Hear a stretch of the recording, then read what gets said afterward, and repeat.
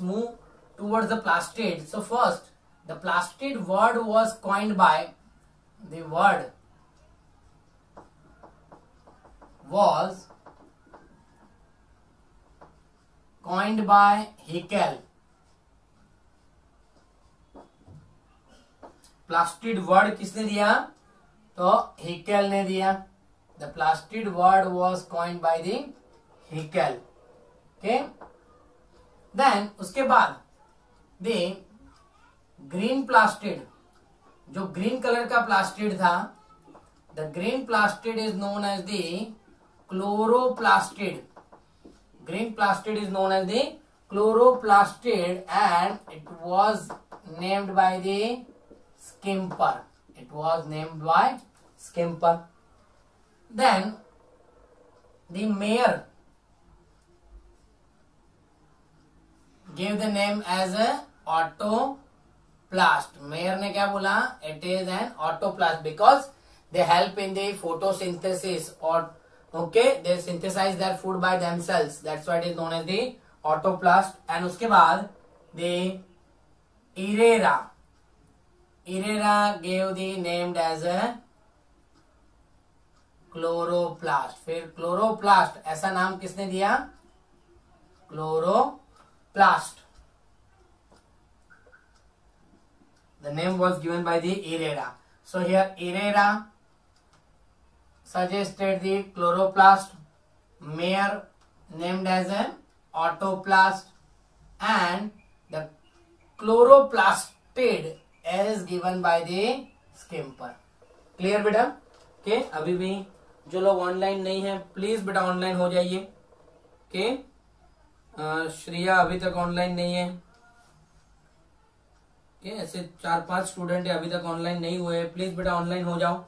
Okay, now the next is the plastid. Actually, the plastid possesses the different pigment. Plastid has the different pigment, and with respect to presence of the pigment, the plastid are divided into 3 categories. Okay, so plastid is found in plant and euglenoids. Euglenoids क्या है बेटा? तो euglenoid एक protista है. क्या है? Protista. Okay, so plastid is present in the plant as well as the euglenoid, and this plastid possesses the pigment. Okay, the plastid possesses the pigment and it gives the color of the plant. Okay, the plastid possesses the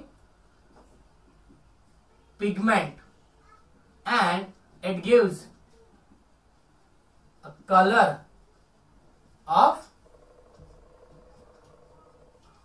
plants. That's why depend on the pigment present in the plastid classified into 3 groups. So the classification of plastid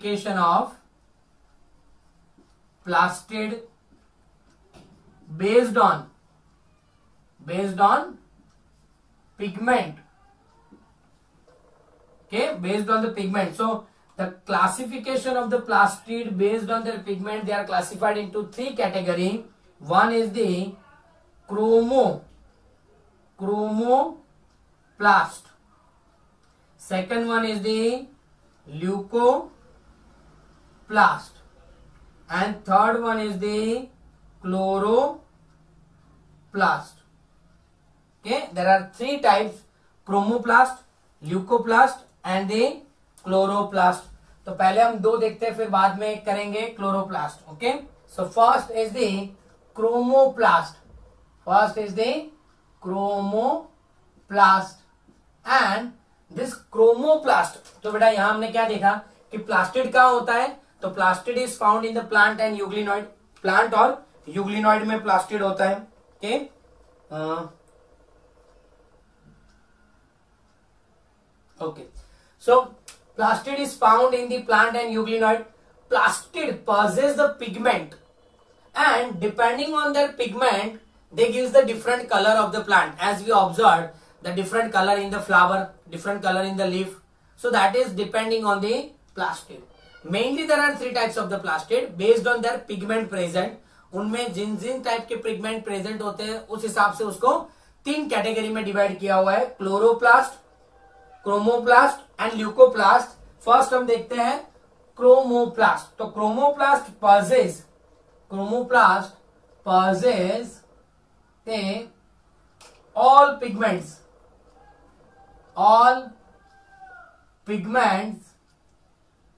for example carotenoid. Mainly it possesses the fat soluble carotenoid, okay, and xanthophyll. अब आपको ये सारे word नए लगेंगे, carotenoid, xanthophyll, but these are the name of the pigment. बेटा ये क्या है? पिगमेंट है. It gives the different colour to the plant and the flower. अब दूसरा पॉइंट क्या है क्रोमोप्लास्ट में? तो chromoplast possess all pigment, carotenoid, these are the fat soluble carotenoid, and the xanthophyll, but it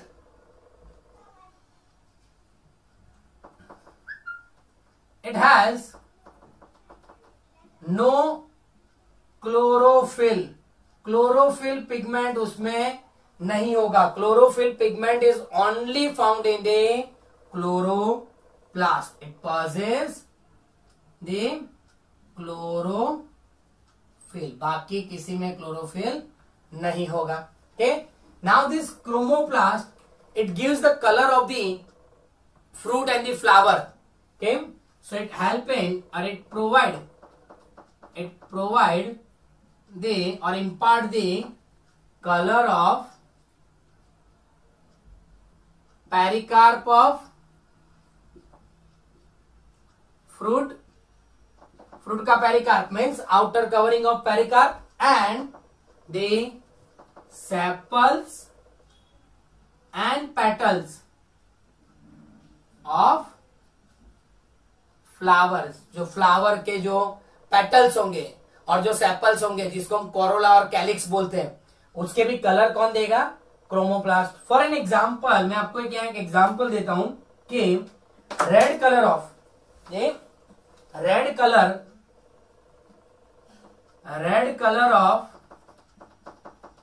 chilli and tomato और chilli का colour red होता है. That is due to presence of lycopene pigment. means जो tomato का और जो chilli का red colour होता है वो किसकी वजह से होता है? तो लाइकोपिन पिगमेंट होता है. फिर एग्जांपल हम लेते हैं कि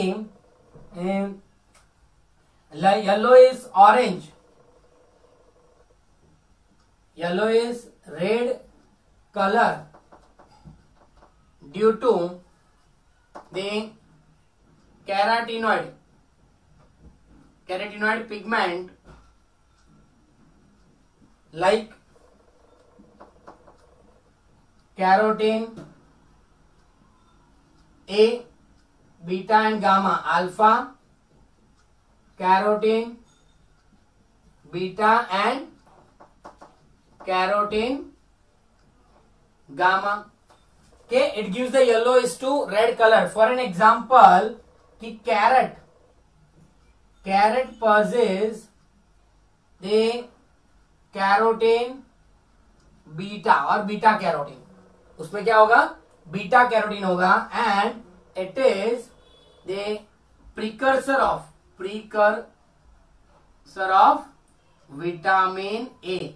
जो हमारी आंखों के लिए विटामिन ए चाहिए. अगर विटामिन ए हमारी बॉडी में कम है तो हमें क्या होता है? नाइट ब्लाइंडनेस होता है. क्या होता है? नाइट ब्लाइंडनेस हो जाता है, आंखों में नमी आ जाती है. तो that is due to beta carotene. अब ये बीटा कैरोटीन कहाँ होता है? तो वो ज्यादातर कैरेट में होगा. ओके. और chromoplast also possess the water soluble pigment. दूसरा कौन सा है उसमें? Water soluble pigment.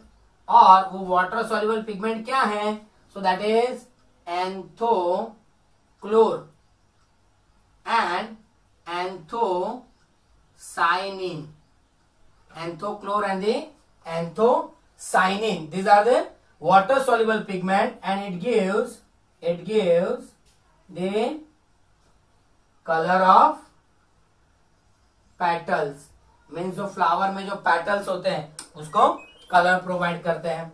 Okay, so these are the water soluble pigment. कौन से दो है? Anthocyanin and anthochlor. ये बहुत बार अब तक नीट के एग्जाम में ये क्वेश्चन आ चुका है. Which of the following is the water soluble pigment बेटा. ओके, यहाँ पर कैरोटीन बीटा की जगह मैं बीटा कैरोटीन लिख दूंगा. ये गामा कैरोटीन, फिर ये बीटा कैरोटीन और ये alpha carotene. Okay, so always carrot में क्या ज्यादा होता है? बीटा कैरोटीन ज्यादा होता है और it gives A vitamin A देता है हमको, जिसकी वजह से आंखों में जो नाइट ब्लाइंडनेस होता है वो नहीं होता. Now one more important thing that is the leucoplast. तो ये सारा क्या हो गया? Chromoplast. Chromoplast possess the fat soluble carotenoid and the xanthophyll. It do not possess the chlorophyll. उसमें क्लोरोफिल पिगमेंट नहीं होता. It provide the color of the pericarp of fruit. Fruit के आसपास जो पेरिकार्प होता है, मीन्स इसको हम क्या बोलते हैं? कवरिंग. फिर petals of flower and the sepals. जो टोमेटो और रेड चिली है उसका जो रेड कलर है that is due to the lycopene pigment. Okay, वैसे ही yellow is red colour pigment that is due to beta carotene, alpha carotene and the gamma carotene. और उसमें कैरेट में सबसे ज्यादा कौन सा होता है? Beta carotene. और वो क्या करता है? विटामिन ए सिंथेसिस के लिए हेल्प करता है. और लास्ट जो वाटर सॉल्युबल पिगमेंट है वो कौन कौन से हैं? एंथोक्लोर और दी एंथोसाइनिन. अब ल्यूकोप्लास्ट की बात करते हैं कि leucoplast. So leucoplast has no pigment. Leucoplast में कोई पिगमेंट्स होता नहीं है. It is act as a storage vesicles. It is act as a storage vesicles. Means the leucoplast do not possess any pigment. It is only act as a storage vesicles and it is colorless. It is colorless. Why? Because they do not possess any pigment. If it is store the protein, अब उसके भी तीन नाम है कि अगर उसमें protein store हो रहा है तो उसको बोलते हैं एले यूरोप्लास्ट. मीन्स फर्स्ट क्या है? एले यूरोप्लास्ट. एले यूरोप्लास्ट मीन्स स्टोरेज ऑफ प्रोटीन. फिर दूसरा नाम है उसका अमाइलोप्लास्ट. क्या है? अमाइलोप्लास्ट. तो वो क्या करता है? Storage of starch. और जो तीसरा है दैट इज इलायोप्लास्ट. इलायोप्लास्ट का मतलब है स्टोरेज ऑफ फैट. मतलब ये जो ल्यूकोप्लास्ट है बेटा, तो ल्यूकोप्लास्ट उसमें कोई पिगमेंट नहीं होते. It is act as a storage vesicles. वो सिर्फ स्टोरेज वेसिकल्स के जैसे एक्ट करता है. अगर उसमें प्रोटीन स्टोर हो रहा है, क्या स्टोर हो रहा है? प्रोटीन स्टोर हो रहा है, तो उसको क्या बोलते हैं? एले यूरोप्लास्ट. क्या बोलते हैं? एले यूरोप्लास्ट. अगर उसमें स्टार्च स्टोर हो रहा है तो उसको बोलते हैं अमाइलोप्लास्ट. और अगर उसमें फैट स्टोर हो रहा है तो उसको बोलते हैं elaioplast. Means depending on the pigment, depending on the storage material, they have a different name. यहां पर अगर बेटा किसी को डाउट है तो आप बोल सकते हो. Next one is the chloroplast.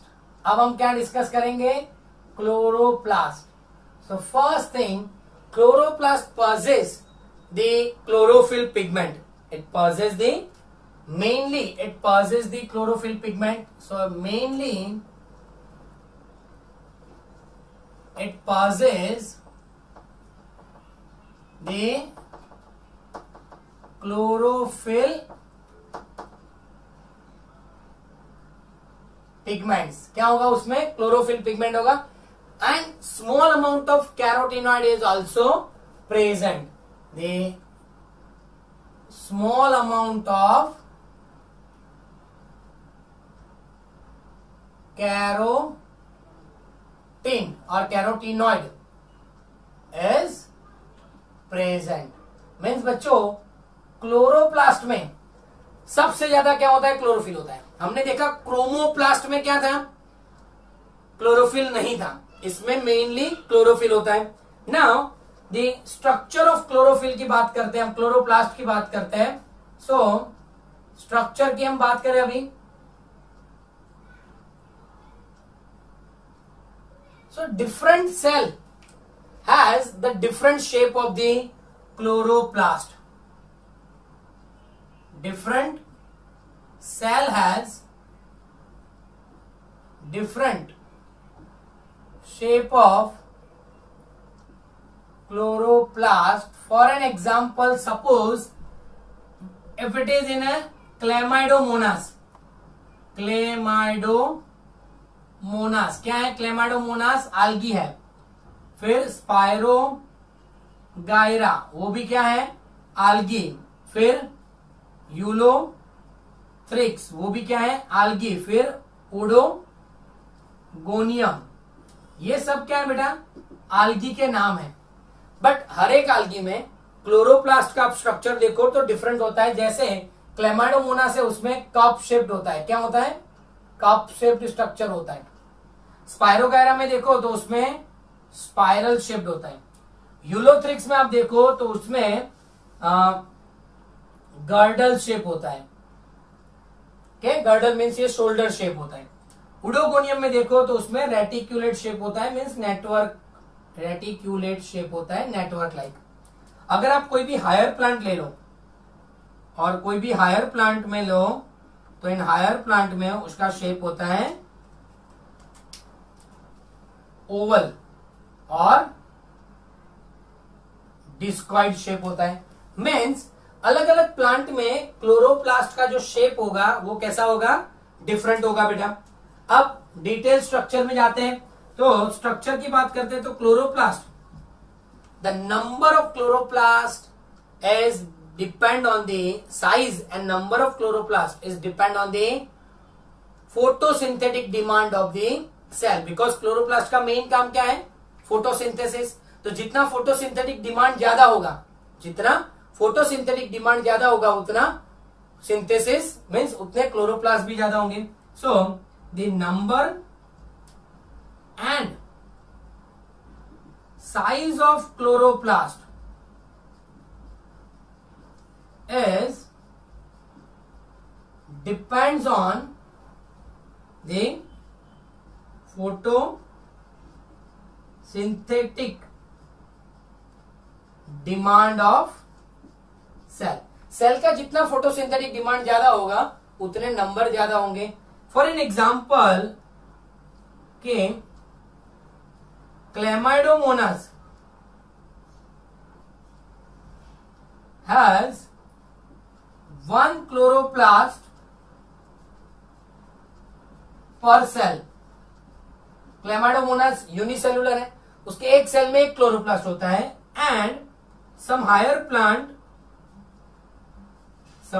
plant has 20 to 40 number per cell. Means कई हायर प्लांट ऐसे भी है जिसमें एक ही सेल में 20 से 40 भी क्लोरोप्लास्ट हो सकते हैं. क्लियर बेटा? यहां तक पता चल गया. Now the chloroplast actually it help in the photosynthesis and the structurally it possesses the double layer wall. The structurally chloroplast has double layer wall.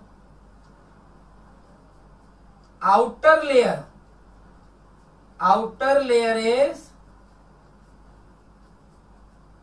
continuous and inner layer has several plate like structure known as thylakoid. Means यहां पर बेटा याद रखना, chloroplast has the double layer wall. जो outer layer होगा वो continuous होगा और इनर लेयर में सेवरल प्लेट लाइक स्ट्रक्चर होंगे जिसको हम क्या बोलते हैं, थाइलाकॉइड. में यहां डायग्राम ड्रॉ करता हूं तब आपको प्रॉपरली पता चलेगा बेटा कि suppose this is the outer membrane of the chloroplast. This is the outer membrane of chloroplast. Done. And the inner membrane has a several plate-like structure. So these are the several plate-like structure, and this plate-like structure is known as the thylakoid. उसको हम क्या बोलते हैं बेटा, thylakoid बोलते हैं. So these are known as the thylakoid. ऐसे बहुत सारे होंगे, एक एक एक करके हम उसको भी डिटेल में ले रहे हैं. ओके, ये हो गए आपके thylakoid. Clear? So the outer, this is the outer membrane. An outer membrane is continuous and inner membrane has a several plate-like structure. दिख रहा है आपको plate-like structure? And this plate-like structure is known as the thylakoid. So this one unit is known as the thylakoid. Now next point. Each thylakoids, okay, each thylakoid is arranged on one another. एक दूसरे के ऊपर arrange हो जाते हैं. जैसे आप coin की थप्पी लगा दो वैसे एक दूसरे के ऊपर वो अरेंज हो जाते हैं. और it is known as the grana. The number of thylakoid arranged on one another, and it is known as, उसको क्या बोलते हैं, known as grana. It is known as grana. So यहां बहुत सारे थाइलाकॉइड एक दूसरे के ऊपर अरेंज हो गए तो ये पूरे स्ट्रक्चर को हम क्या बोलेंगे, grana. Sorry granum, granum not grana, granum. Means granum मतलब सिंगुलर. अब ऐसे एक ग्रेनम, दूसरा, तीसरा, चौथा, सारे ग्रेनम मिलके क्या बनाएंगे, ग्रेना. ओके, और all granum combinedly known as grana. Means सारे के सारे जो थाइलाकॉइड है वो एक दूसरे के ऊपर अरेंज हो जाते हैं जिसको हम क्या बोलते हैं, ग्रेनम. ऐसे बहुत सारे ग्रेनम कंबाइन होके जो स्ट्रक्चर बनाते हैं उसको क्या बोलते हैं, ग्रेना. क्लियर बेटा? Okay. Now one more thing, this all granum are interconnected with each others. These all granums are interconnected with each others, and it is known as the intergranum membrane. It is known as intergranum membrane, or it is known as the Fred channel. ये सारे एक दूसरे के साथ connected हैं. So this is known as the intergranum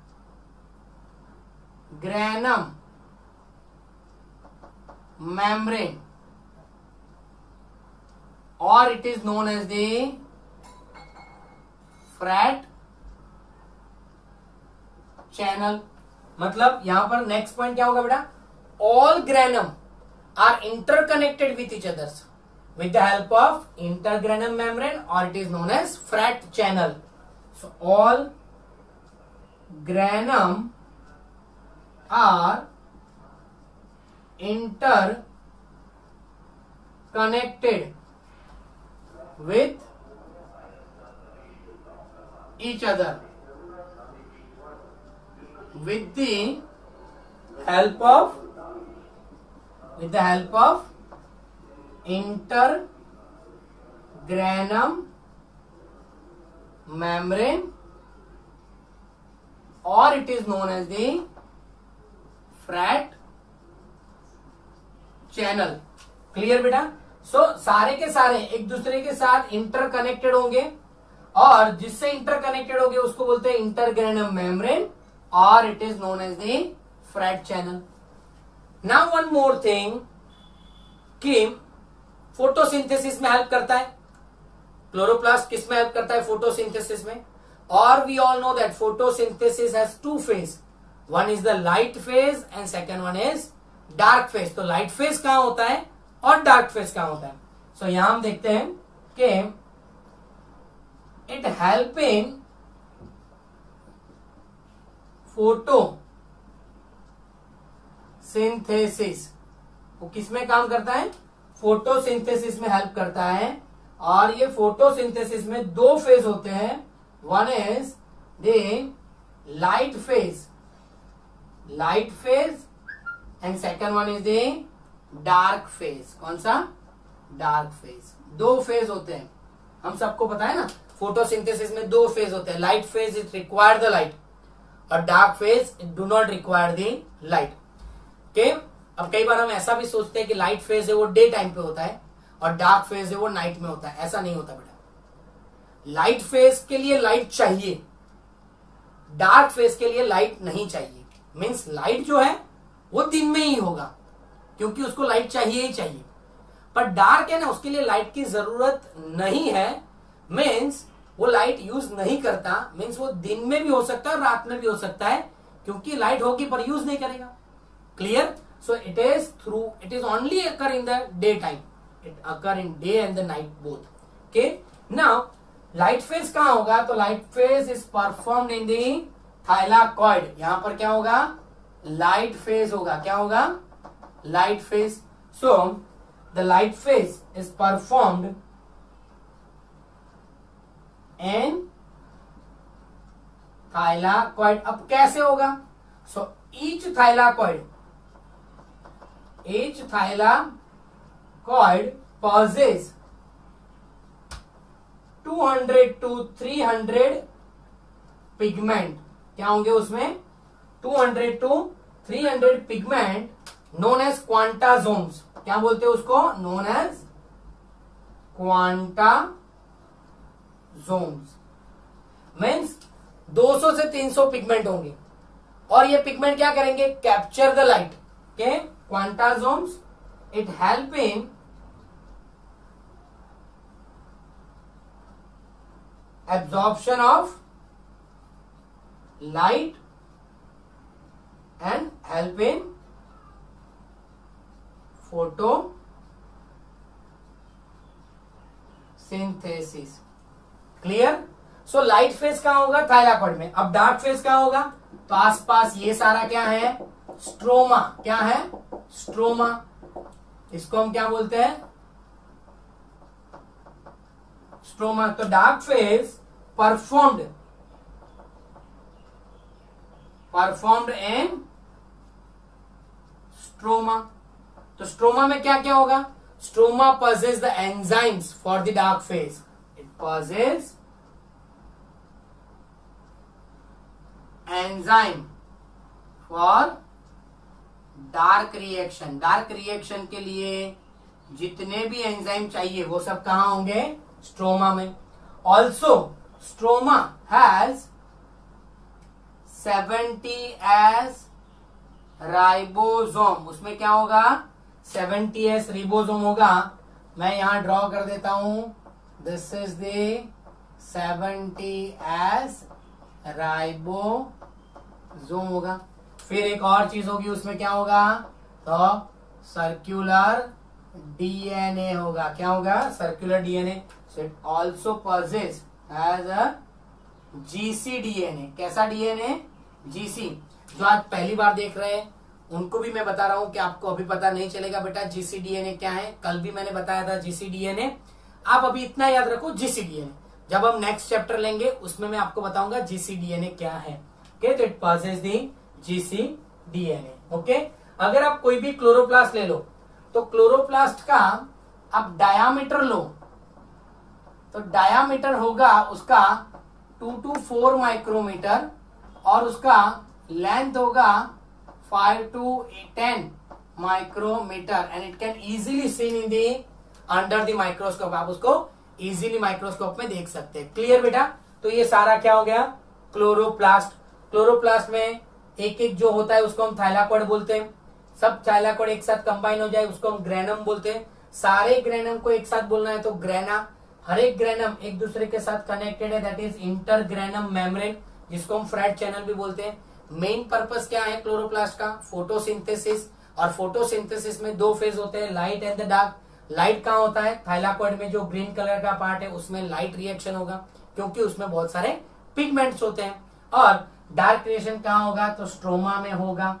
और stroma में सब एंजाइम होते हैं, ओके। और स्ट्रोमा में राइबोसोम भी होगा जो प्रोटीन सिंथेसिस में हेल्प करता है। स्ट्रोमा में डीएनए भी होगा। इसीलिए क्लोरोप्लास्ट को ऑटोप्लास्ट बोलते हैं क्योंकि they are able to replicate themselves. वो अपने आप रेप्लिकेट हो सकता है, इसलिए उसको ऑटोप्लास्ट भी बोल सकते हैं। बेटा क्लियर? अगर कोई डाउट है तो आप मुझे बोल सकते हो बेटा। और कोई डाउट नहीं है?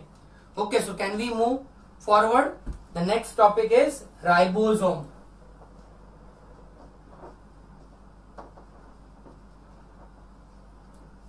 So actually first time the ribosome was observed by Claude. The Claude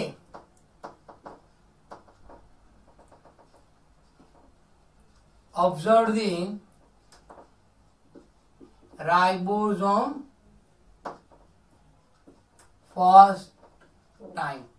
first time किसने ऑब्जर्व किया? राइबोसोम, क्लाउडे ने। Then after in 1953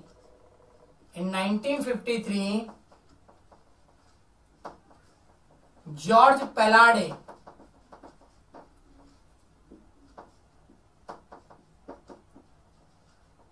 discovered the ribosome. So first, who observed? Claude observed the ribosome first time, and who discovered? The Palade discovered the ribosomes. Okay, actually ribosome is a very small organelles inside the cell, and it do not possess the membrane. Means it is non-membrane bound organelles. So actually the ribosome is a smallest organelles in a cell, and it do not possess the membrane, so it is non-membrane bound structure. It is non-membrane bound structure. Chemically, the ribosome is made up of the rRNA and the protein. So chemically, it is made up of two things, rRNA plus protein. Now what is rRNA? rRNA means ribosomal RNA. It is known as ribosomal RNA. RNA तो हम सबको पता है, पर RNA तीन type के होते हैं, mRNA, rRNA and tRNA. mRNA messenger RNA, मैं यहां कॉर्नर में लिखता हूं बेटा, mRNA, rRNA and tRNA. M means messenger, R means रिबोसोमल, जो रिबोसोम बनाने में हेल्प करता है, T means transfer RNA. Okay, now the main function of the ribosome is it is help in the protein synthesis. Okay, it help in protein synthesis. So it is known as the protein factory of the cell. Protein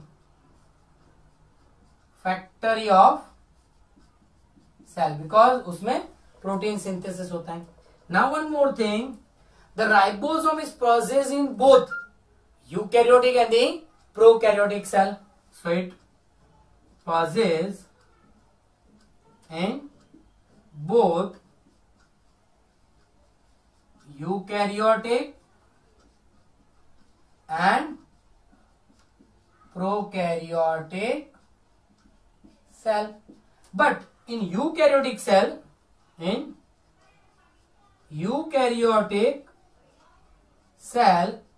it is ATS, and in prokaryotic cell it is 70S. So eukaryotic cell में वो 80S होंगे और prokaryotic cell में वो 70S होंगे. इसमें भी दो सब यूनिट होंगे. 80S मतलब 60S प्लस 40S, 70 मतलब 50 प्लस 13. अब ये क्वेश्चन भी आएगा कि यहाँ 100 होना चाहिए, यहाँ 80 होना चाहिए, तो यहाँ 80 है, यहाँ 70 है. वो भी हम देखते हैं. Okay, now both the subunit are free in the cytoplasma. Both subunit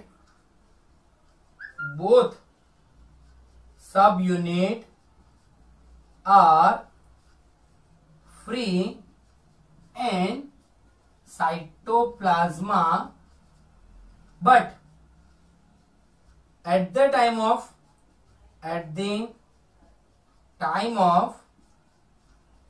protein synthesis के टाइम पे दे आर एसोसिएटेड. मीन्स सोचो कि ये है ribosomes. Okay,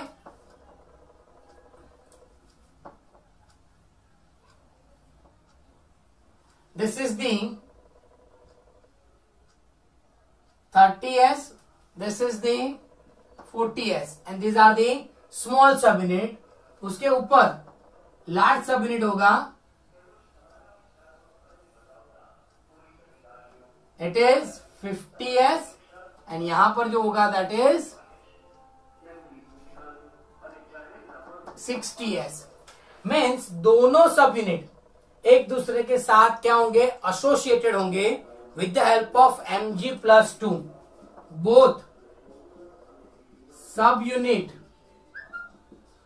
joined together by Mg+2 के आयन. Mg+2 की हेल्प से दोनों ज्वाइंट होंगे. Okay, now what is S? अब यहां भी एक बड़ा क्वेश्चन है. S क्या है? हमने 30S लिखा, 50S लिखा, 40 लिखा, 60 लिखा. S is sedimentation